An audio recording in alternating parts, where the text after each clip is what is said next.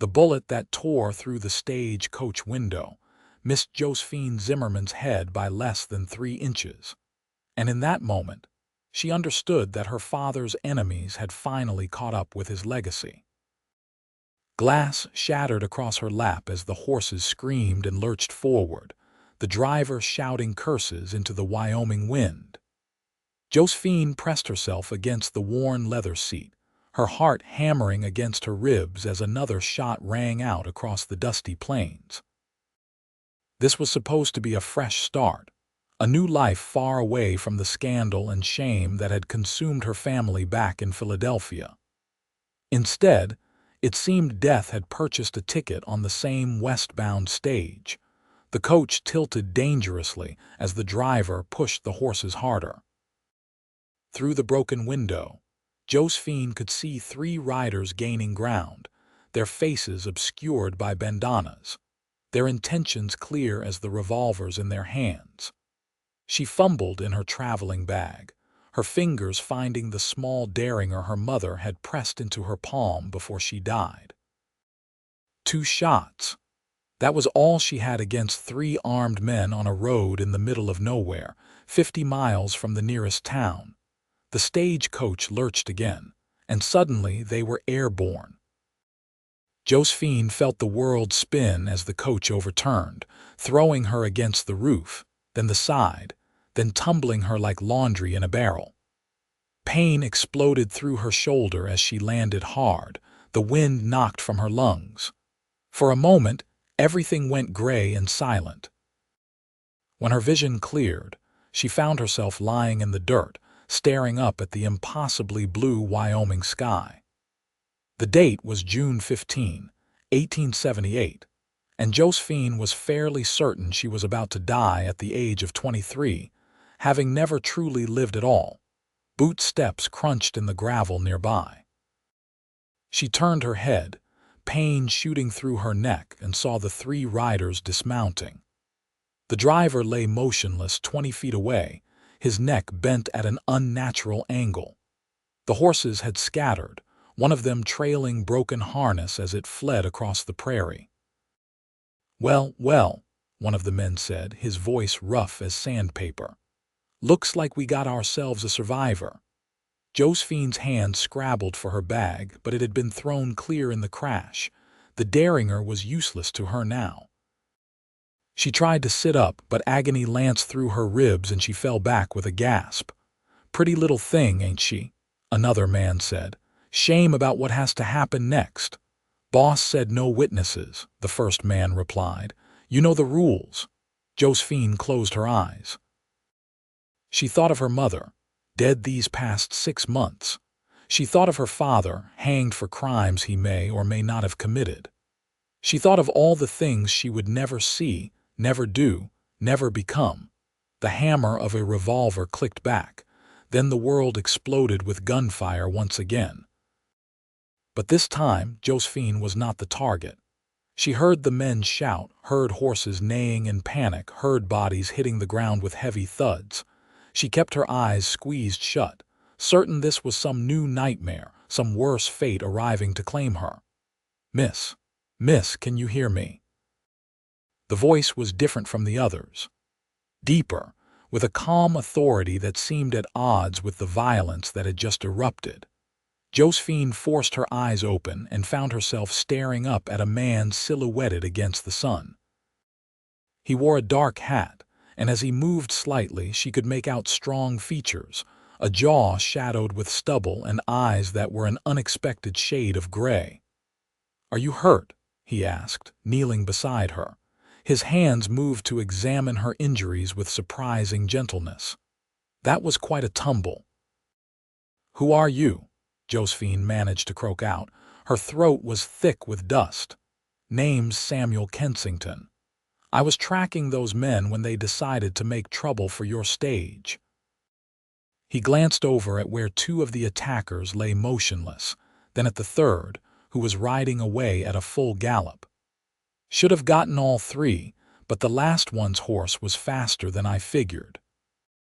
"They were going to kill me," Josephine said, and suddenly she was shaking, the reality of how close she had come crashing over her like a wave. "They're not going to kill anyone anymore," Samuel said quietly. He slipped an arm under her shoulders. "Easy now. Let's get you sitting up and see what we are dealing with." Every muscle in Josephine's body protested as he helped her into a sitting position. Her right shoulder throbbed with a deep, bone-level pain, and her ribs felt like they had been used as a drum. But she was alive, and that was more than she had expected 5 minutes ago. Samuel moved back to examine her at arm's length, his gray eyes scanning her face with an intensity that made her feel oddly exposed. "You have got a nasty cut on your forehead," he said. "And from the way you are holding that arm, I would guess you have dislocated your shoulder. Maybe some broken ribs, too."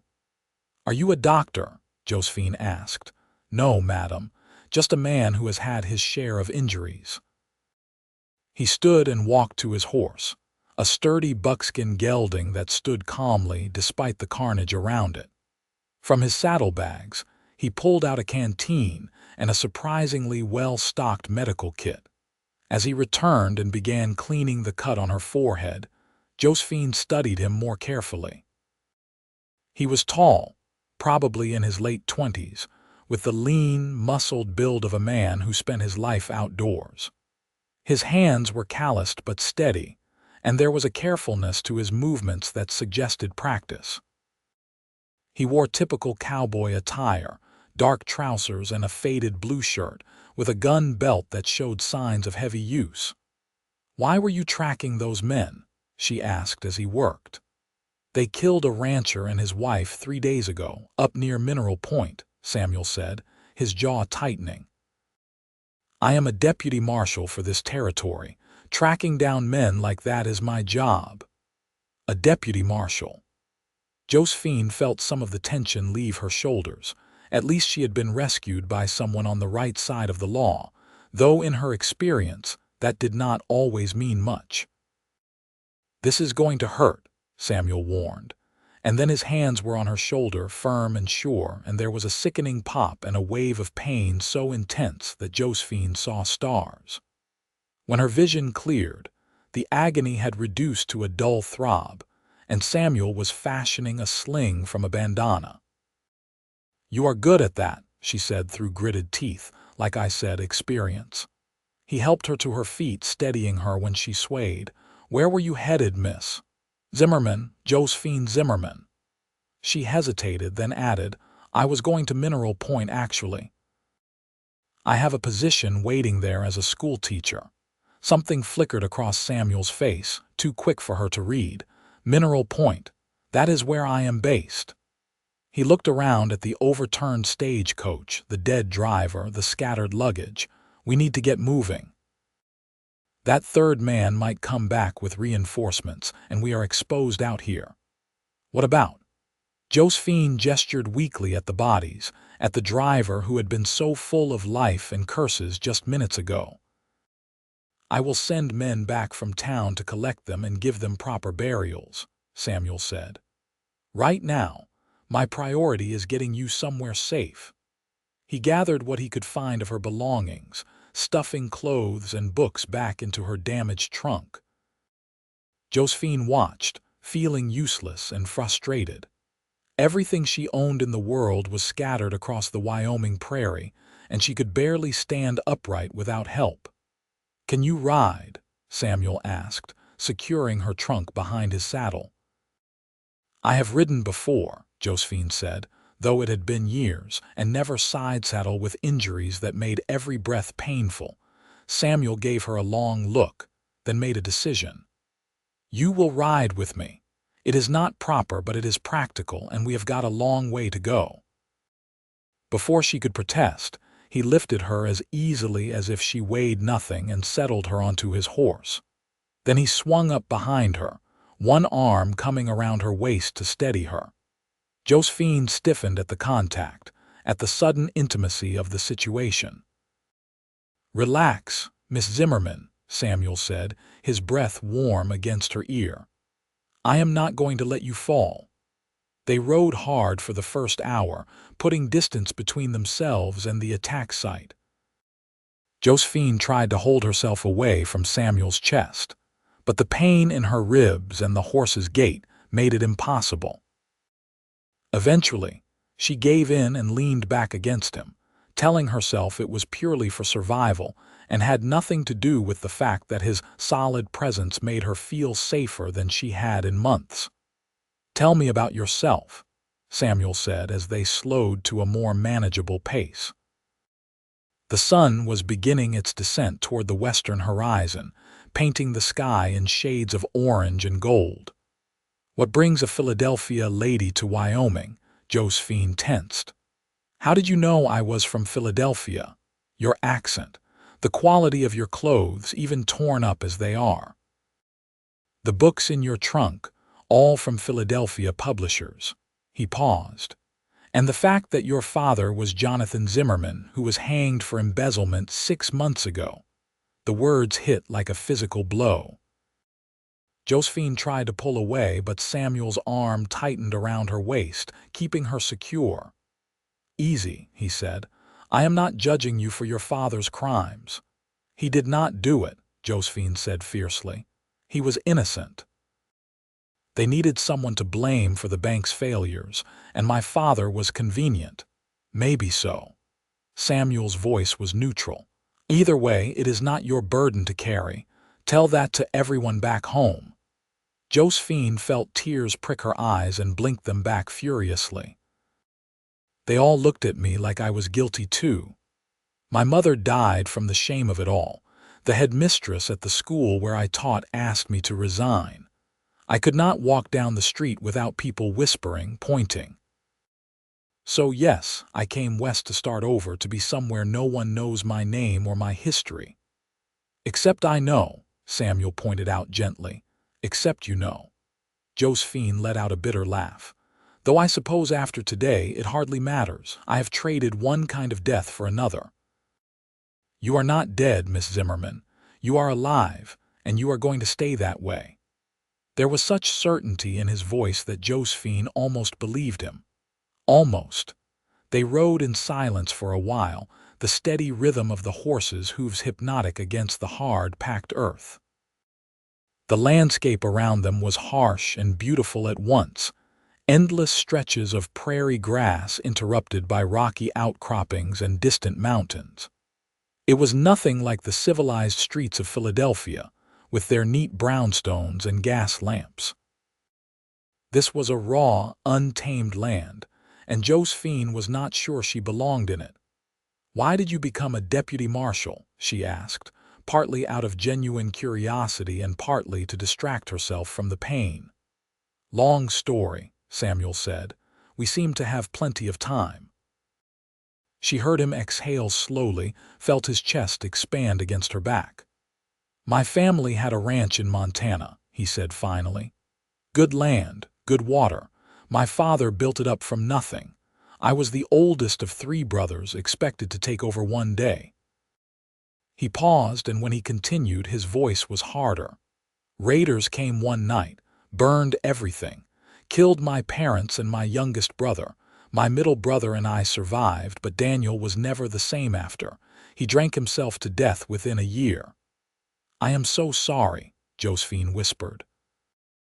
"I joined the Marshal Service because I wanted to stop men like the ones who destroyed my family. Wanted to make sure other people did not have to go through what we went through." He shifted slightly in the saddle. "It does not bring them back, but it gives me a purpose." "How old were you when it happened?"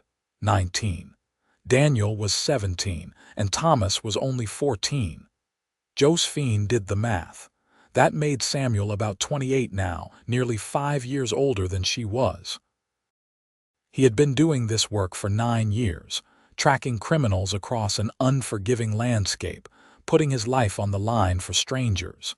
It was either incredibly noble or incredibly foolish, and she was not sure which. "You have any other family?" she asked. "No, madam. Just me and this horse now." He patted the buckskin's neck affectionately. "His name is Ranger, by the way." "Ranger," Josephine repeated.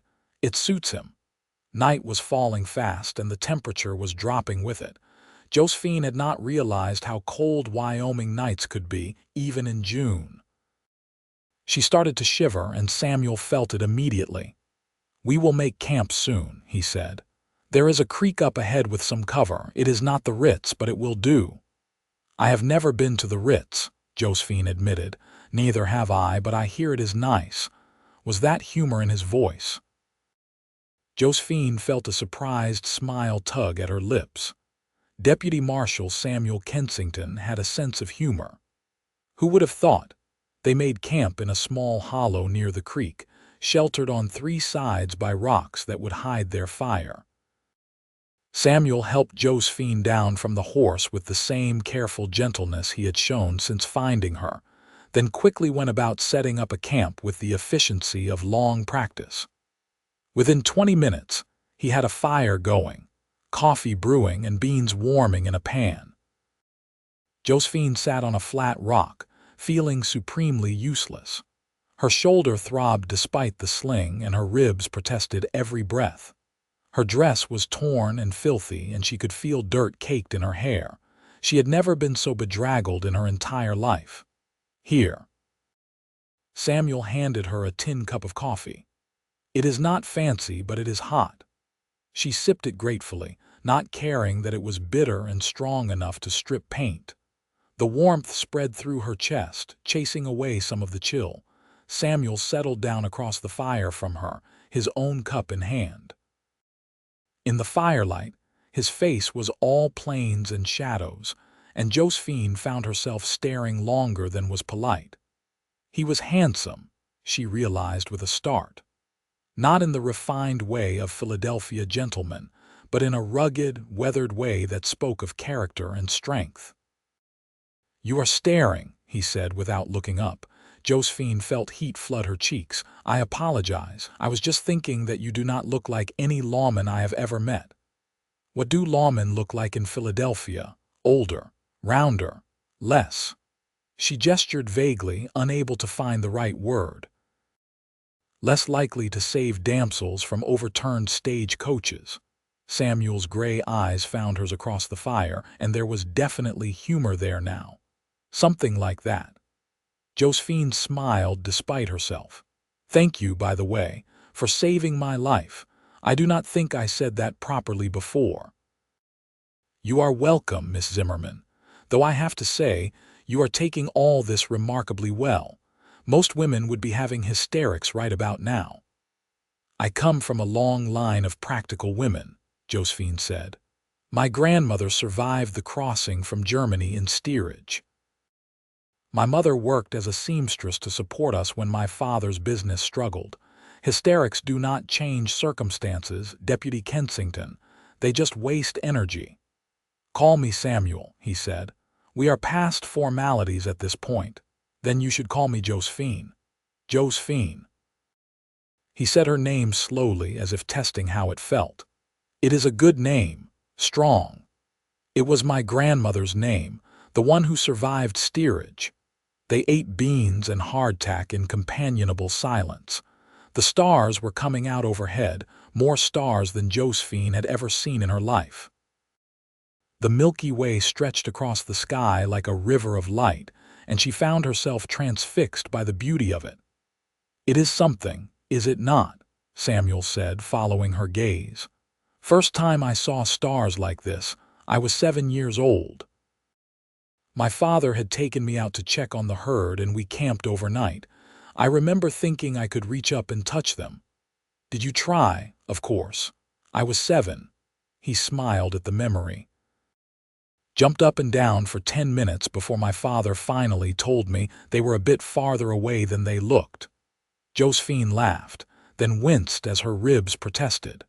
Samuel was on his feet immediately, circling the fire to crouch beside her. "You need to rest," he said. "I have got a bedroll you can use. What about you? I will keep watch. That third man is still out there somewhere, and I do not intend to be caught off guard." "You cannot stay awake all night," Josephine protested. "I have done it before. I will do it again." He spread out the bedroll near the fire, then helped her ease down onto it. The movement sent fresh waves of pain through her shoulder and ribs, and she could not quite suppress a gasp.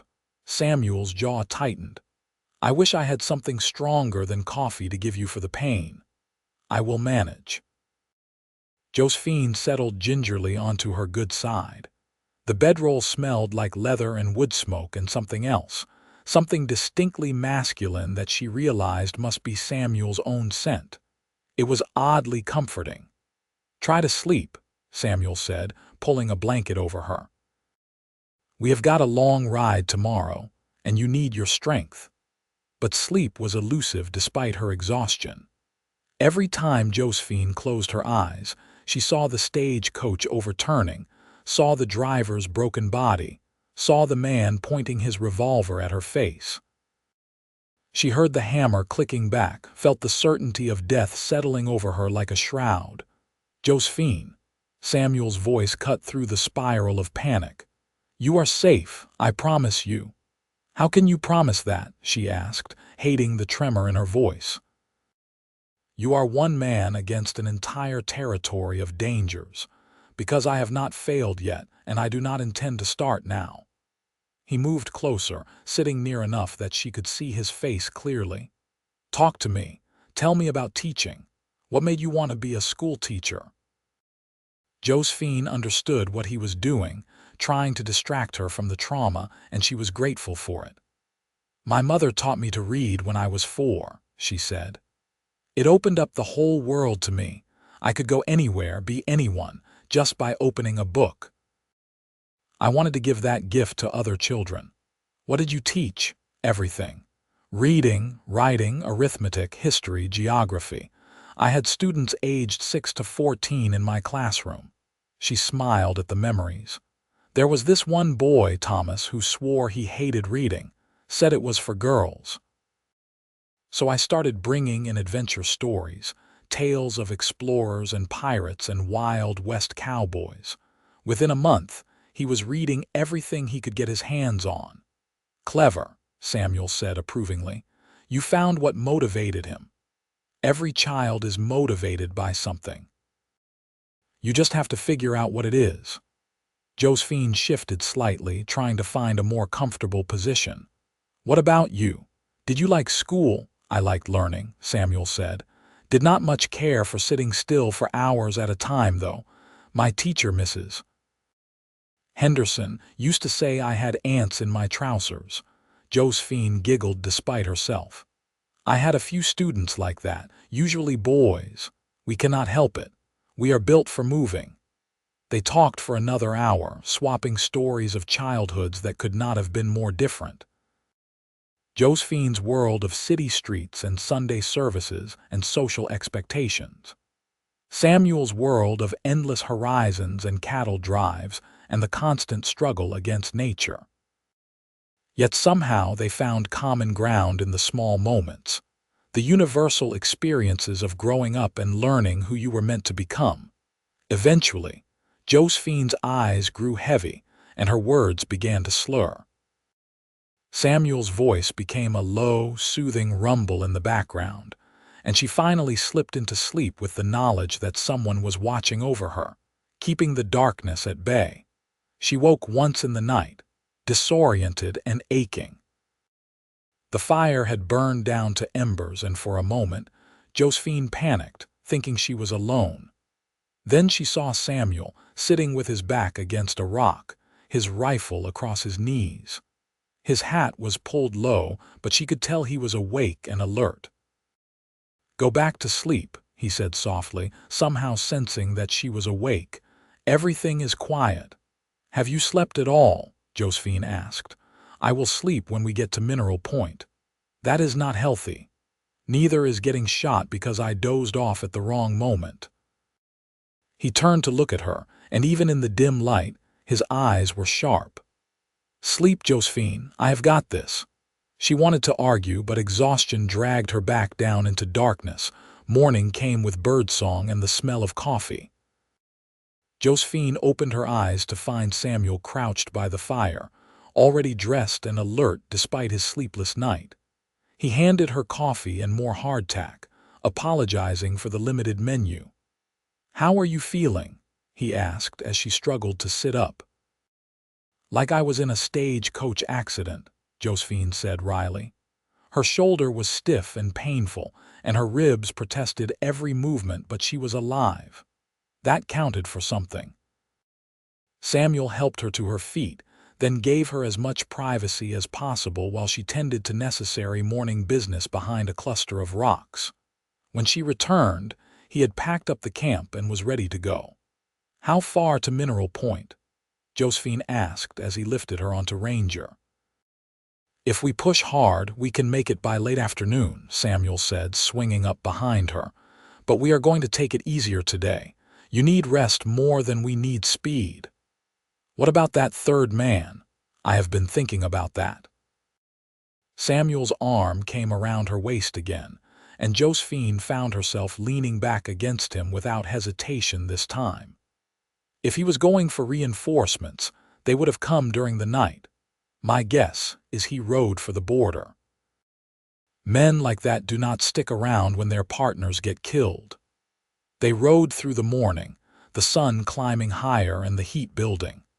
The landscape began to change, becoming more rugged, with pine forests replacing the open prairie.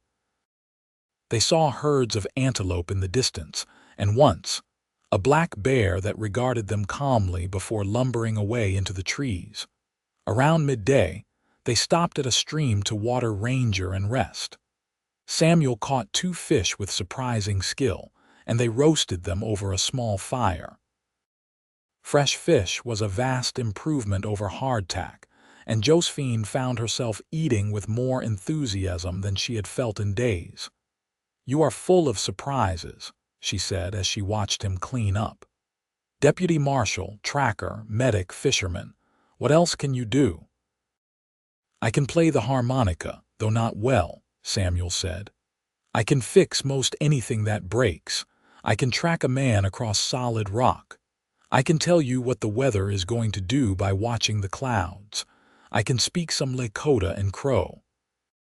And I make a mean apple pie, though do not tell anyone that last part. It would ruin my reputation." Josephine laughed. "Your secret is safe with me, though I have to say I am impressed. Most men I knew in Philadelphia could barely tie their own cravats." "Different world, different skills," Samuel said. "Out here, you learn to do everything yourself because there is no one else to do it for you.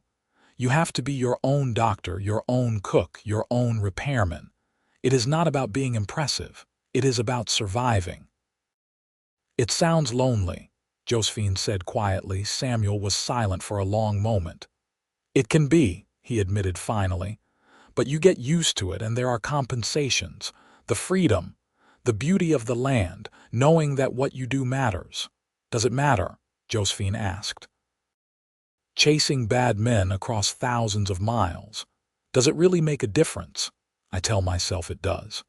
Every man I bring in is a man who can't hurt anyone else.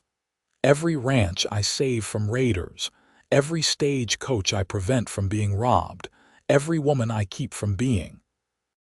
He stopped, his jaw tightening. "Yes, it matters." They reached Mineral Point in the late afternoon, just as Samuel had predicted. The town sprawled across a hillside, a collection of wooden buildings that had sprung up around the silver mines that gave the town its name. It was bigger than Josephine had expected, with what looked like several hundred residents and the infrastructure to support them. She could see a church steeple, a school building, several saloons, a general store, and the marshal's office prominently positioned on the main street. People stopped to stare as Samuel rode in with Josephine in front of him. She was acutely aware of how she must look, dirty and disheveled in the arms of the deputy marshal. The gossip would be all over town by nightfall. Samuel seemed unconcerned. He stopped in front of a neat house with a white picket fence and a sign that read Dr. Morrison hanging from the porch. "Let us get you looked at properly," he said, helping her down. "Doc Morrison is good. He will make sure everything is healing right." Dr. Morrison turned out to be a weathered man in his 50s with kind eyes and capable hands. He examined Josephine thoroughly, pronounced her lucky to have escaped with only a dislocated shoulder and bruised ribs, and prescribed rest and careful movement for the next few weeks. "You did a good job with that shoulder," he told Samuel. "Clean reduction, proper immobilization. You ever think about studying medicine?" "I will stick with law enforcement, thanks," Samuel said. "Fewer people trying to kill me." The doctor laughed and showed them out. Samuel walked Josephine down the main street to a boarding house run by a formidable woman named Mrs. Patterson, who took one look at Josephine's condition and immediately bustled her upstairs to a clean room with a real bed. "You poor dear," Mrs. Patterson clucked. "Samuel, you should be ashamed of yourself, keeping this girl on a horse for 2 days when she is clearly injured." "It was that or leave her to die on the prairie, Vera," Samuel said mildly. "I figured she would prefer the horse." "Well, she is here now, and I will take proper care of her, Mrs. Patterson fixed Samuel with a stern look. "You can go do whatever it is you do. I will make sure Miss Zimmerman has everything she needs." Samuel turned to Josephine. "Will you be all right?" Josephine felt a sudden, surprising reluctance to see him go. Over the past 2 days he had become her anchor, her safety.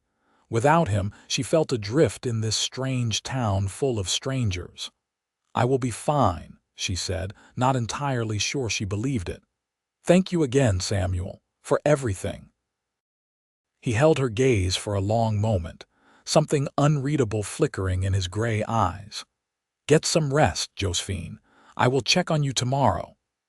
Then he was gone, his bootsteps fading down the stairs, and Josephine was alone with Mrs. Patterson, who immediately set about drawing a bath and finding clean clothes. The hot bath was heaven. Josephine soaked until the water grew cool, washing away 2 days of dirt and fear. Mrs.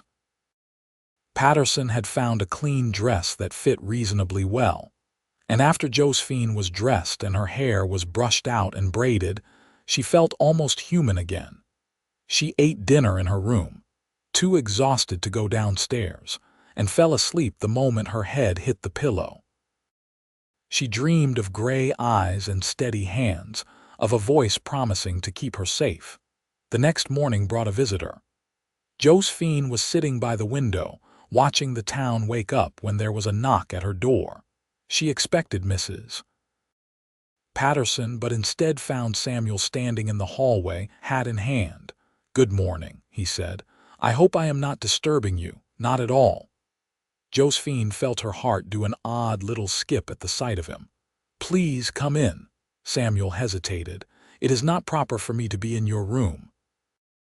After sleeping beside you on the prairie for 2 nights, I think we are past worrying about propriety," Josephine pointed out. He could not argue with that logic. He stepped inside but left the door open, a concession to respectability. In the morning light, Josephine could see him more clearly. He had shaved and changed his shirt, and he looked younger, less weary. "I wanted to make sure you were settling in all right," he said. "And to let you know, I sent a telegram to the school board letting them know you arrived safely, just a bit behind schedule." "Thank you." Josephine gestured to the chair across from where she sat. "Will you sit, unless you have official business to attend to?" "Nothing that cannot wait a few minutes." Samuel settled into the chair, his long legs stretched out in front of him. "How are you feeling? Sore? Stiff?" "But better than yesterday." Josephine studied him. "Did you sleep some, Samuel?" He held up his hands. "I slept for 6 solid hours, I promise. And I had a real breakfast at the hotel. I am taking care of myself." "Good." Josephine found herself smiling.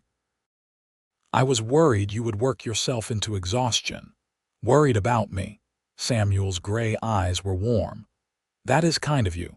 You saved my life. The least I can do is worry about your sleep schedule." They fell into easy conversation, talking about the town and its residents. Samuel told her about the school where she would be teaching. a solid building with a good potbelly stove and plenty of windows. The previous teacher had gotten married and moved to California, leaving the position vacant. "The children are eager to meet you," Samuel said. "Mrs. Thompson, who runs the general store, has been filling in, but she has her own work to do. They have been without a proper teacher for nearly 3 months. I hope I can live up to their expectations," Josephine said. "You will." Samuel spoke with such certainty that Josephine felt some of her anxiety ease. "You are exactly what this town needs, Josephine Zimmerman." Over the next few days, Josephine began to settle into her new life. Her injuries healed slowly but steadily. Mrs. Patterson proved to be a font of information about everyone in town, delivering gossip along with meals and fresh linens. The school board came to meet Josephine and expressed their delight at having such a well-educated teacher. They agreed to give her 2 weeks to recover before she started teaching. And Samuel came to visit every day. He always had an excuse. He needed to update her on the investigation into the stagecoach attack. He wanted to check on her injuries. He was passing by and thought she might like some fresh air. Would she join him for a walk? But Josephine began to suspect the excuses were just that, excuses to spend time together. Not that she minded. Samuel was easy company, thoughtful and interesting. He told her stories of his work, of tracking criminals across impossible terrain, of tense standoffs and narrow escapes. She told him about her students in Philadelphia, about the books she loved, about her dreams for the school in Mineral Point. They walked together through the town, Samuel matching his long stride to her smaller steps. He showed her the schoolhouse, the church, the general store where she could buy supplies. He introduced her to people, always carefully, always making sure they understood that Miss Zimmerman was a respectable teacher and deserved to be treated as such. Josephine noticed the way people looked at Samuel with respect and trust. He was clearly well-liked in Mineral Point, a man who had proven himself over time. When he walked into a room, people relaxed, knowing that whatever trouble there was, Samuel Kensington would handle it. But there were moments when she caught glimpses of something darker beneath his calm exterior. A tightness around his eyes when someone mentioned a recent robbery. A flicker of old pain when children ran past, laughing and carefree. He carried his losses with him, Josephine realized. They had shaped him but not broken him. One evening, nearly 2 weeks after her arrival, Samuel took her to dinner at the hotel restaurant. It was the finest place in town, with white tablecloths and china plates, and Josephine felt self-conscious in her borrowed dress. But Samuel held out her chair and ordered for both of them with the confidence of a man accustomed to fine dining, which surprised her. "You look confused," he said, catching her expression. "I am just surprised you know your way around a formal place setting," Josephine admitted. "I thought you were raised on a ranch." "I was, but my mother insisted we learn proper manners. She said just because we lived in Montana did not mean we had to be barbarians." Samuel's smile was soft with memory. "Every Sunday, we would dress up and eat dinner as if we were in a grand house. She would correct our posture, our table manners, our grammar. My brothers and I thought it was ridiculous at the time, but now I am grateful. She wanted us to be able to move in any world, not just the one we were born into. She sounds like a remarkable woman." She was. Samuel's eyes shadowed for a moment, then cleared. "She would have liked you, I think. She always said the measure of a person was not where they came from but what they did with what they were given." Josephine felt something warm bloom in her chest. They ate slowly, talking about everything and nothing. The restaurant filled and emptied around them, but they barely noticed, too caught up in each other. It was during dessert, a surprisingly good apple pie that Samuel claimed was not as good as his own, that Josephine realized with a start that she was falling in love with him. The thought should have terrified her. She had known him less than 2 weeks. She was supposed to be starting fresh, building a new life independent of any man. Love was complicated and messy, and led to heartbreak more often than happiness. But watching Samuel across the table, seeing the way the lamplight caught in his gray eyes, hearing the warmth in his voice when he spoke to her, Josephine could not deny the truth. She trusted him. She admired him. And somewhere along the way, in stagecoach crashes and late-night conversations under the stars, she had given him her heart. The question was, did he feel the same way? Samuel walked her back to the boarding house through streets lit by scattered oil lamps. The night was clear and cool, and overhead the stars blazed in their familiar patterns. They walked slowly, neither of them in a hurry for the evening to end. At the boarding house steps, Samuel paused. "I need to leave town for a few days," he said. "There have been reports of cattle rustlers working the ranches to the north. I am heading out tomorrow to investigate." Josephine felt her stomach drop. "Is it dangerous?" "It could be. But it is my job." He reached out and gently tucked a strand of hair behind her ear, his fingers lingering against her cheek. "Will you worry about me again?" "Yes," Josephine said honestly. "I seem to have developed that habit where you are concerned." Samuel's eyes searched her face, and Josephine saw her own feelings reflected there. Uncertainty. Hope. The beginning of something that could be wonderful or terrible depending on whether they were brave enough to reach for it. "Josephine," he said softly, "I need to tell you something." "What is it?" "When I found you on that road, bleeding and broken, I thought you were the most beautiful thing I had ever seen." He took her hands in his calloused thumbs stroking over her knuckles. "And every day since then, you have proved yourself to be not just beautiful but strong and smart and funny. You make me want things I thought I had given up on. A home, a future, someone to come back to." Josephine's heart was hammering so hard she was sure he could hear it. "Samuel, I know it is too soon. I know you came here to be independent, to escape your past. I'm not asking you for anything right now except to think about me while I am gone.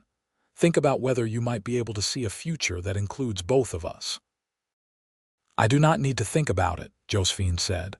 "I already know." Samuel went very still. "You do. You are not the only one who has been feeling things, Samuel Kensington." Josephine stepped closer, close enough to feel the heat radiating from his body. "You are the last man I expected to trust. After my father, after watching my mother destroyed by loving someone who brought nothing but shame, I swore I would never put my faith in any man. But you have shown me every day that you are different. You are steady and true and kind. You are the only man I have ever met who kept every promise he made." Josephine. Her name was a prayer on his lips. "So yes, I will think about you while you are gone. I will worry and I will count the days until you return. And when you do, we can talk about futures and all the complicated things that come with them." Samuel cupped her face in his hands, his touch infinitely gentle. "I am going to kiss you now," he said. "If that is all right with you." "It is more than all right." He kissed her slowly, carefully, as if she were something precious that might break. His lips were warm and sure, and Josephine felt the kiss all the way down to her toes. She wound her good arm around his neck, pulling him closer, and the kiss deepened, becoming something fierce and hungry and full of promise. When they finally broke apart, both breathing hard, Samuel rested his forehead against hers. "I will come back," he promised. "I will always come back to you." "You better," Josephine said, "because I am not done with you yet, Deputy Kensington." He left before dawn the next morning, but not before stopping by the boarding house to leave a note under Josephine's door. She found it when she woke, a single piece of paper with neat handwriting. "Wait for me. I have finally found something worth coming home to." Josephine pressed the note to her heart and went to the window, watching the sun rise over the mountains. Somewhere out there, Samuel was riding into danger, but she refused to think about that. He was competent and experienced. He would be careful. He would come back. She had to believe that. The school board had asked her to start teaching the following Monday, and Josephine threw herself into preparations. She cleaned the schoolhouse from top to bottom, organized the books, prepared lesson plans, and made lists of supplies she would need. It was good to have work, something to occupy her mind and hands. The children started arriving on Monday morning, a mix of ages and abilities. There were ranchers' children and miners' children, children who could already read and children who had never held a book. Josephine greeted each one with a smile, learning their names, assessing their skills. She quickly established her classroom rules, firm but fair. She praised effort and creativity. She made learning an adventure rather than a chore. By the end of the first week, even the most reluctant students were showing up eager to see what Miss Zimmerman had planned. But every night, Josephine went to bed alone in her boarding house room, wondering where Samuel was, if he was safe, if he was thinking of her the way she thought of him. He had been gone 10 days when the telegram arrived. Mrs. Patterson brought it up to Josephine's room, her face grave. "It is from the marshal's office in Buffalo," she said. "Oh dear, I hope it is not bad news." Josephine's hands shook as she opened it. The message was brief. Samuel Kensington injured in shootout, recovering at Buffalo Hospital, condition stable. That meant he was alive, but injured. How badly? The telegram did not say. Josephine made a decision in that instant. She found Mrs. Patterson and asked if she could borrow a horse and directions to Buffalo. The older woman tried to talk her out of it, said it was not proper for a young lady to ride alone, but Josephine was adamant. "I have to see him," she said. "I have to know he is all right." In the end, Mrs. Patterson arranged for a ranch hand heading to Buffalo to escort Josephine. They left at first light, riding hard, and reached Buffalo by late afternoon. The hospital was a small building near the center of town, staffed by a single doctor and 2 nurses. Josephine found Samuel in a narrow room at the back, lying on a cot with his chest wrapped in bandages. He looked up as she entered, and his eyes widened in shock. "Josephine." "What are you doing here? I got the telegram." She crossed to his side, her eyes scanning him for damage. "How badly are you hurt?" "It is nothing," Samuel said, but his voice was tight with pain. "The doctor says the bullet went clean through, no major damage. You were shot." Josephine felt tears prick her eyes. "You were shot, and you are lying here like it is nothing." "Josephine," Samuel reached for her hand. "I have been shot before. I will heal. That is not the point." She sank into the chair beside his bed, her legs suddenly unable to hold her. "I thought I had lost you. When I got that telegram, I thought." "Hey," Samuel tugged her closer, wiping away a tear that had escaped down her cheek. "I am here. I am all right. It takes more than a bullet to keep me down. Do not joke about this." Josephine gripped his hand tightly. "Promise me you will be more careful. Promise me you will not take unnecessary risks." "I cannot promise that," Samuel said gently. "It is the nature of my work, Josephine. There will always be risks. Then I will worry every time you leave." She met his eyes, letting him see her fear, her love. "Because I cannot imagine my life without you in it anymore. In just a few short weeks, you have become essential to me, Samuel Kensington. And the thought of losing you terrifies me more than anything else ever has." Samuel's grip on her hand tightened. "I am not going anywhere," he said fiercely. "I told you I would come back, and I keep my promises. You were supposed to come back in one piece." "I did come back in one piece, just a slightly ventilated piece." Despite herself, Josephine laughed. "That is terrible, but it made you smile." Samuel pulled her down until her head rested on his good shoulder. "Stay with me, Josephine, not just tonight, but always. I know it is fast. I know it is probably crazy, but I love you and I want to build a life with you if you will have me." Josephine lifted her head to look at him. "You love me." "From the moment I saw you lying in that dirt, refusing to give up even when death was staring you in the face." Samuel cupped her cheek. "You are the strongest, most incredible woman I have ever known. And if you will let me, I will spend the rest of my life making sure you never regret trusting me." "I could never regret that." Josephine kissed him softly, carefully, mindful of his injuries. "I love you too, Samuel, more than I thought it was possible to love someone this quickly." "Marry me," Samuel said. "As soon as I am healed, marry me and let me give you the life you deserve." "Yes," Josephine whispered. "Yes, 1,000 times yes." They married 6 weeks later on a perfect August morning with the whole town of Mineral Point in attendance. Samuel had healed well, the bullet wound leaving only a scar that he claimed gave him character. Josephine wore a simple white dress that Mrs. Patterson had helped her make, and she carried wildflowers that Samuel had picked himself that morning. The ceremony was held in the church, with the Reverend officiating. Samuel's hands shook slightly as he slipped the ring onto Josephine's finger, a simple gold band that had belonged to his mother. Josephine smiled up at him, her heart so full she thought it might burst. "I, Samuel Kensington, take you, Josephine Zimmerman, to be my lawfully wedded wife," Samuel said, his voice steady and sure. "I promise to love you, honor you, protect you, and cherish you for all the days of my life. You are my heart, my home, my everything." "I, Josephine Zimmerman, take you, Samuel Kensington, to be my lawfully wedded husband," Josephine replied, her voice thick with emotion.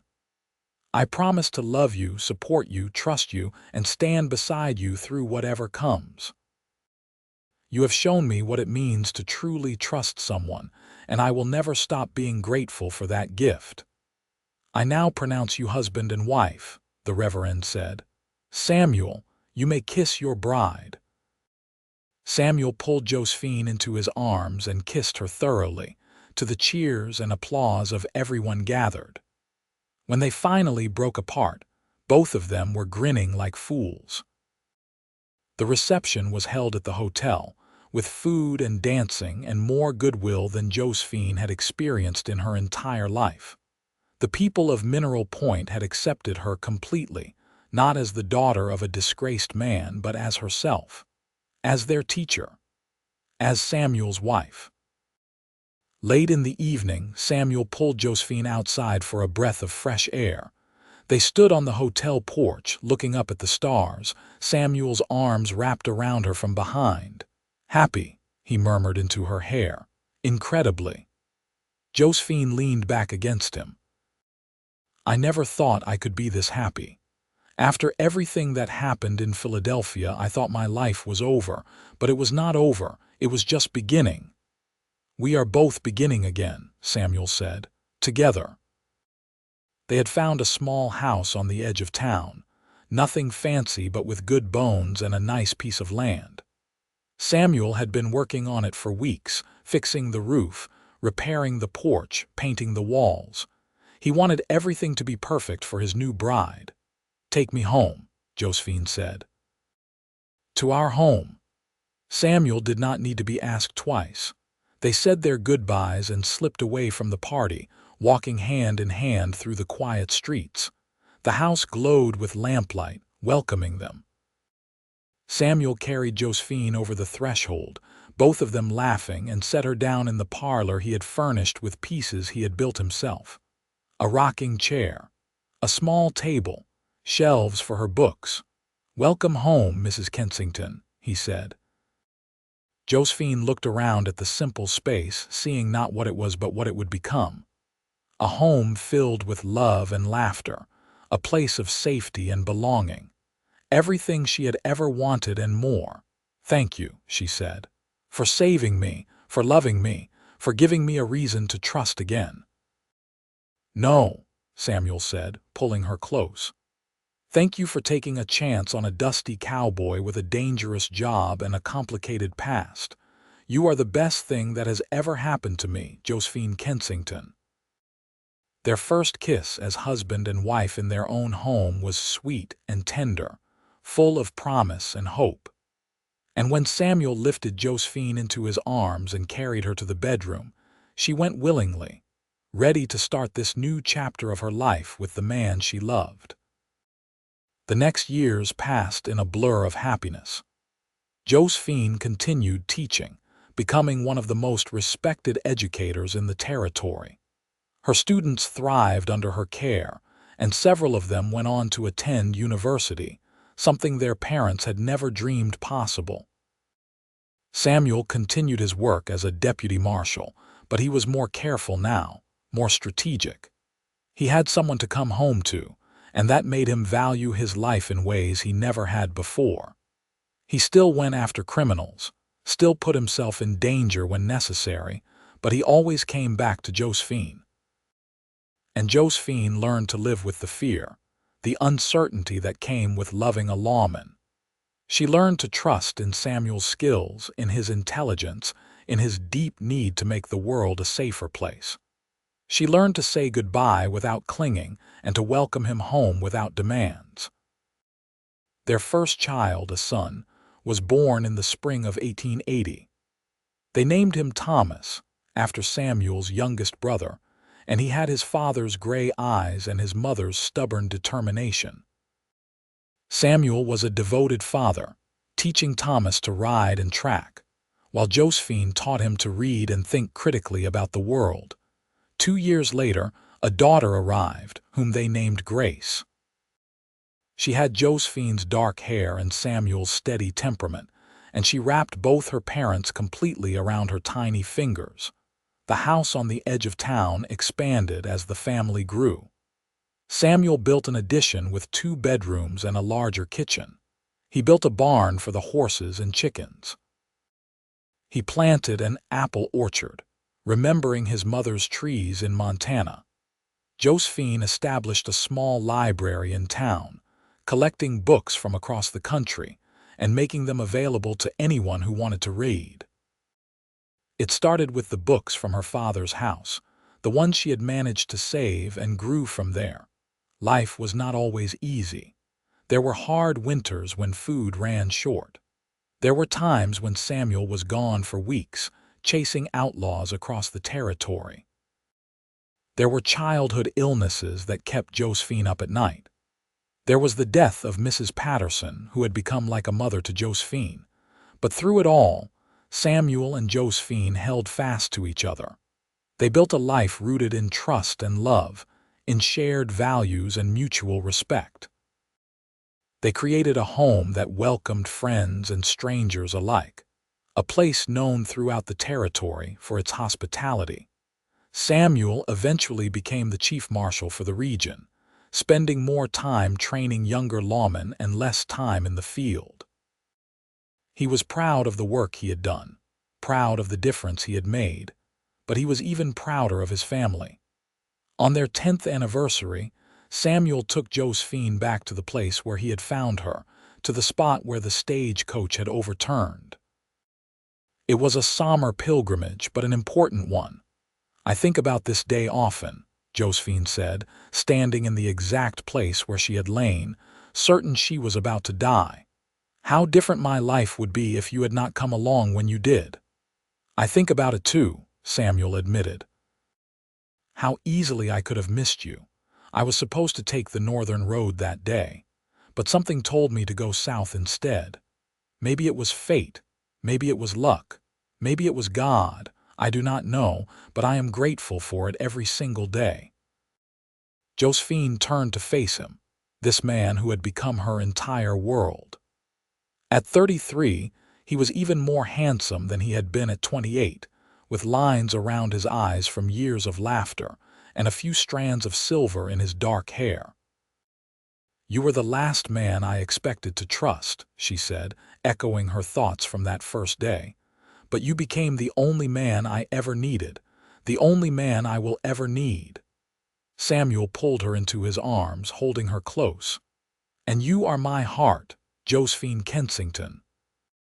You have been from the moment I saw you, and you will be until I draw my last breath."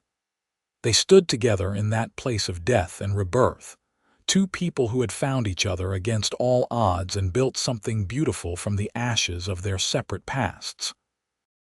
As the sun set over the Wyoming plains, painting the sky in shades of gold and crimson, Samuel and Josephine rode home together, back to their children and their life. Back to everything they had created through love and trust, and the simple act of showing up for each other, day after day, year after year. The years continued to unfold with a rhythm of their own. Thomas grew into a thoughtful young man who surprised everyone by declaring he wanted to be a teacher like his mother rather than a lawman like his father. Samuel supported his choice wholeheartedly, proud that his son had the courage to forge his own path. Grace, meanwhile, showed an early aptitude for justice and fairness that reminded Samuel of himself.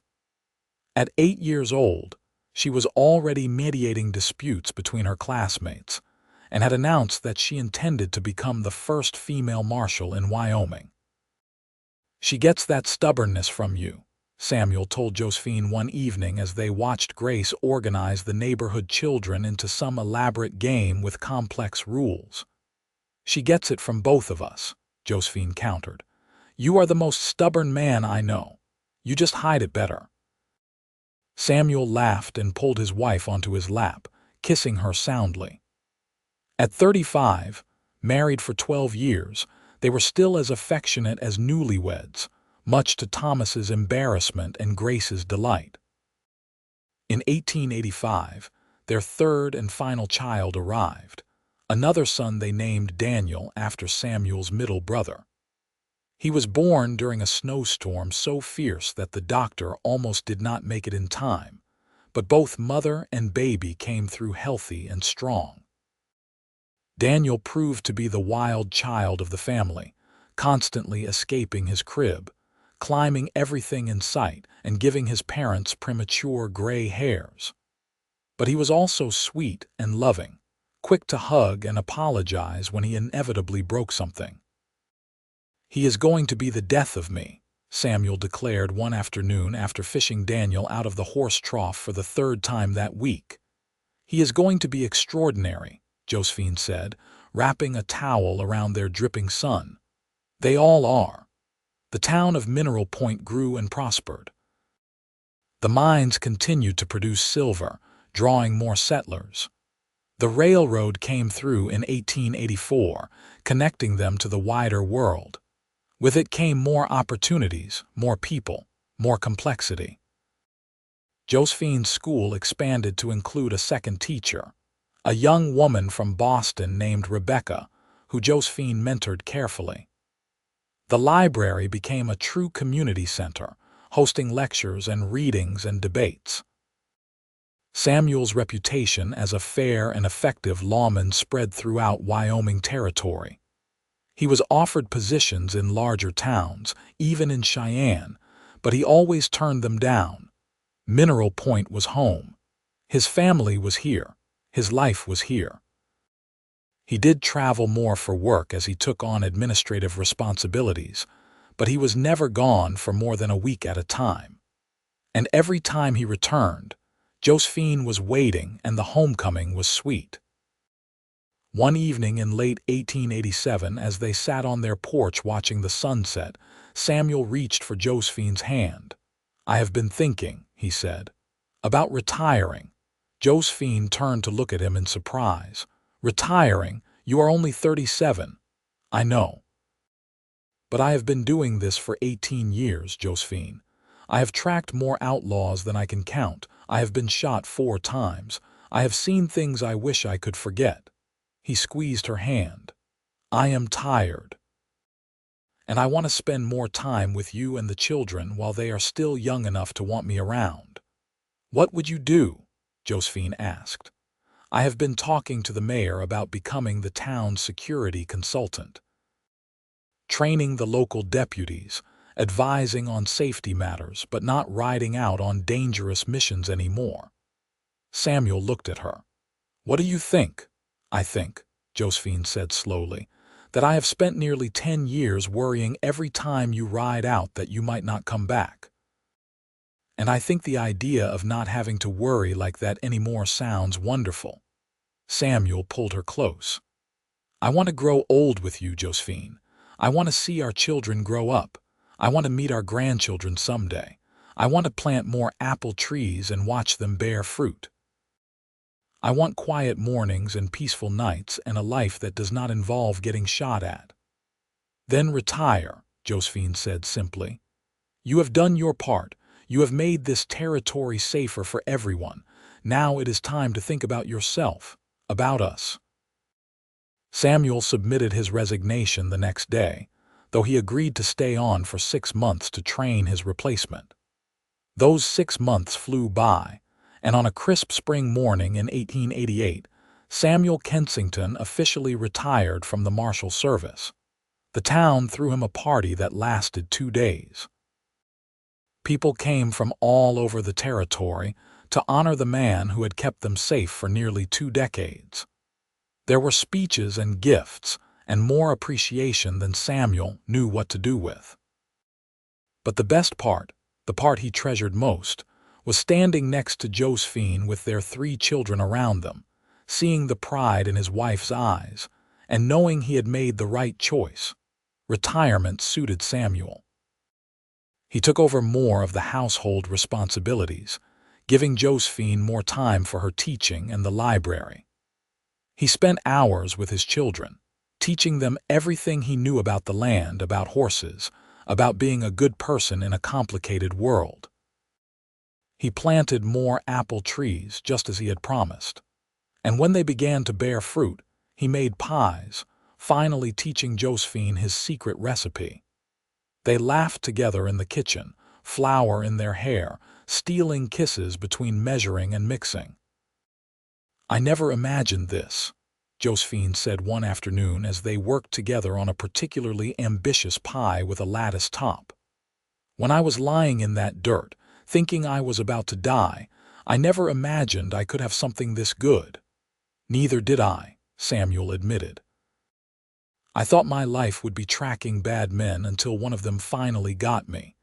I never dreamed I would have a wife who made me laugh every day, children who made me proud, a home that felt like heaven on earth."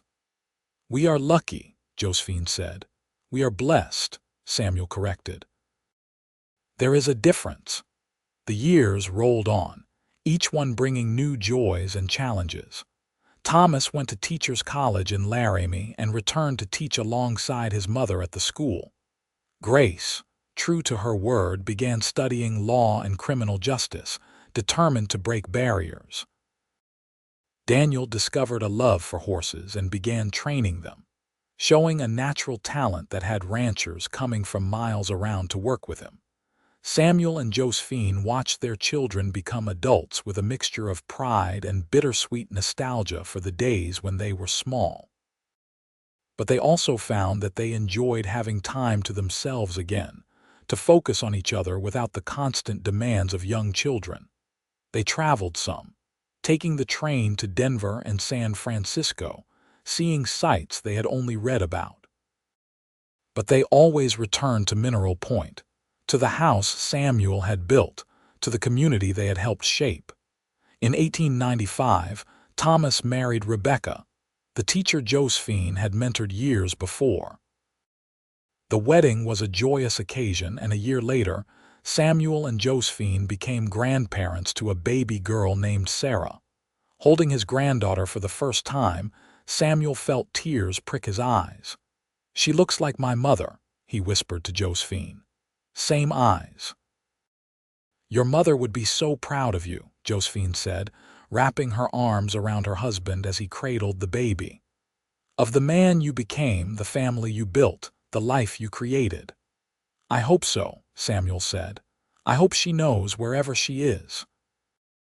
Grace shocked everyone by falling in love with a newspaper reporter who came to Mineral Point to write about the changing West. Jonathan Hayes was educated, progressive, and completely supportive of Grace's ambitions. They married in 1896, and Grace continued her studies with her husband's full backing. Daniel married a rancher's daughter named Emily in 1898, and they settled on land just outside of town where they could raise horses and, eventually, children. Samuel and Josephine found themselves with a full house during holidays, children and grandchildren filling every room with noise and laughter and love. They added on to the house again, building a large dining room that could accommodate everyone. "Remember when it was just the two of us in that tiny house?" Josephine asked one Christmas as they surveyed the chaos of wrapping paper and children playing. "I remember," Samuel said. "I loved it then. But I love this too, all of it. Every noisy, messy, wonderful bit of it." As they moved into the new century, Samuel and Josephine found themselves reflecting on how much the world had changed. The Wild West of their youth was fading, replaced by civilization and progress. Mineral Point had electric lights now, and telephones, and paved streets. "You miss it?" Josephine asked one evening as they sat on their porch, a ritual they had maintained for over 20 years. "The way things used to be," Samuel thought about it. "Some of it," he admitted. "The simplicity, maybe, the sense that you were really living on the edge of something new. But no, I do not miss the danger or the violence or the uncertainty. I am glad the world is becoming safer, more settled. Even if it means men like you are no longer needed." "Men like me are still needed," Samuel said, "just in different ways, to teach the next generation. To preserve the stories of what came before, to provide wisdom and guidance." He smiled at her. "Besides, the only thing I really need anymore is right here beside me." Josephine leaned her head on his shoulder. They were both in their 50s now, graying and lined, but still strong, still healthy, still deeply in love. "You ever think about that stagecoach?" she asked. "About how one moment, one decision, one bullet can change everything?" "All the time," Samuel said. "I think about what my life would be if I had not gone down that road, if I had missed you, if those men had succeeded in killing you. It is unbearable to imagine." "We were meant to find each other," Josephine said with certainty. "I believe that. Every choice I made, every hardship I endured, it all led me to you. And me to you." Samuel pressed a kiss to the top of her head. "The best decision I ever made was deciding to trust myself enough to love you, to believe I deserved something good after all the bad." They sat in comfortable silence, watching the stars emerge one by one. In the distance, they could hear their grandchildren playing in the yard, supervised by Thomas and Rebecca. Grace and Jonathan were visiting from Cheyenne, where Grace had become the first female law clerk in Wyoming. Daniel and Emily were expecting their second child. Life was full and rich, and exactly what Samuel had dreamed of during those long, lonely years before Josephine. "What do you think our legacy will be?" Josephine asked. "When we are gone and people remember us, what will they say?" Samuel considered. "I hope they say we loved well, that we built something lasting, that we made our little corner of the world better just by being in it. I hope they say we were brave," Josephine added, "brave enough to trust each other when trust was hard. Brave enough to build a life together when the world told us it was too fast, too risky, too unlikely to work." "It worked, though," Samuel said. "Against all odds we worked." "We did," Josephine agreed. "We really did." The years continued to pass gently. More grandchildren arrived, 8 in total, each one cherished. Samuel taught them to ride and track and live with honor. Josephine taught them to read and think and dream. Together, they passed on the values that had sustained them through decades of partnership. In 1905, Mineral Point celebrated its 50th anniversary. As two of the town's most prominent citizens, Samuel and Josephine were asked to speak about the early days. They stood together on a platform in the town square, hands linked, and told their story. Samuel spoke of arriving as a young deputy marshal, driven by grief and a need for purpose, of tracking criminals across impossible distances, of finding a woman in the wreckage of a stagecoach and knowing instantly that his life had just changed forever. Josephine spoke of running from scandal and shame, seeking a fresh start in an unknown land, of facing death and being saved by a stranger who became her everything, of learning to trust again after trust had been shattered. "We are proof," Josephine said, her voice carrying across the crowd, "that it is never too late to start over, that the worst moments of your life can lead to the best, that love, real love, can happen in an instant and last forever." "And we are proof," Samuel added, "that choosing to trust someone, really trust them with your whole heart, is the bravest thing you can do. Josephine was the last person I expected to trust with my battered heart, but she became the only person I ever needed." The crowd erupted in applause, and Samuel pulled Josephine close, kissing her in front of everyone. At 55, they were still the same two people who had fallen in love in the summer of 1878, just with more miles on them and more stories to tell. They lived another 15 years together, healthy and active until the end. Samuel passed first in 1920 at the age of 70, with Josephine holding his hand and all their children and grandchildren surrounding his bed. "I love you," were his last words. "My Josephine, my heart. Thank you for saying yes all those years ago." "Thank you for asking," Josephine whispered back, tears streaming down her face. "Thank you for finding me. Thank you for saving me. Thank you for loving me." Samuel smiled, squeezed her hand once more, and slipped away peacefully. Josephine lived 2 more years, but without Samuel, the light had gone out of her world. She continued to teach and spend time with her family, but everyone could see she was just waiting to join the man who had been her partner for 42 years. She passed quietly in her sleep in 1922 at the age of 67. Her last words, spoken to Grace the night before, were simple and true. "Your father was the greatest gift of my life. Tell your children, tell their children, that love like ours is worth waiting for. It is worth fighting for. It is worth believing in, even when the world tells you it is impossible." They buried Josephine next to Samuel in the Mineral Point Cemetery, under the shade of an apple tree that Samuel had planted decades before.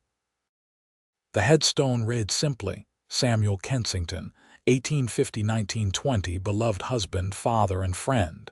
He lived with honor."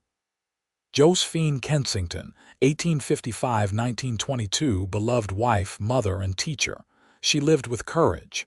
And beneath both names, a single line, "Together in life, together in eternity." The love that started in dust and blood and grew into something eternal.